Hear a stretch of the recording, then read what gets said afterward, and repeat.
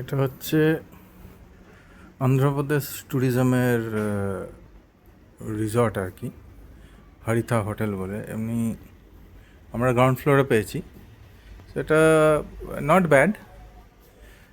এদের প্রাইসিং আপনি যদি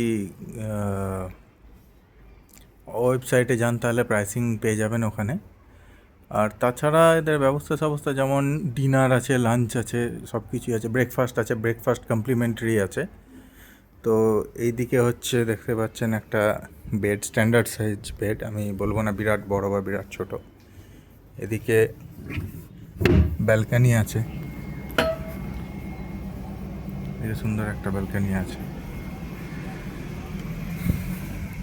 এছাড়া আমরা যদি এদিকে আসি, এদিকে বেশ কিছু কাবার্ড আছে,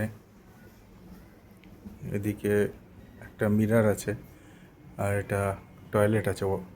তো টয়লেট আমি এখন দেখাতে পারছি না, ওটা পরে দেখাতে পারি।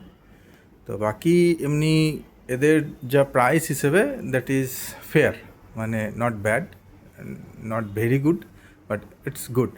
তো এপিটিডিসির আমি অনেক কিছু শুনেছিলাম, ভালো খারাপ, বাট আমার যা এখনও পর্যন্ত অভিজ্ঞতা এসে, এবার সার্ভিস আমরা এই জাস্ট এলাম, সার্ভিস আমরা যত নেব তত বুঝতে পারবো, বাট এখনও পর্যন্ত রুমটা দেখে মনে হচ্ছে ইটস কোয়াইট গুড। তো এখান থেকে মেন সুবিধা হলো, এটা থেকে আপনাদের যে মেন মন্দির চত্বর সেটা হচ্ছে অনলি 200 মিটার হাঁটা পথে। তো এটা হচ্ছে মেন এদের একটা কি পয়েন্ট, যে এই সুযোগ সুবিধাটা অন্য কোনো হোটেলে পাওয়া যায় না, একদম হাঁটা পথে।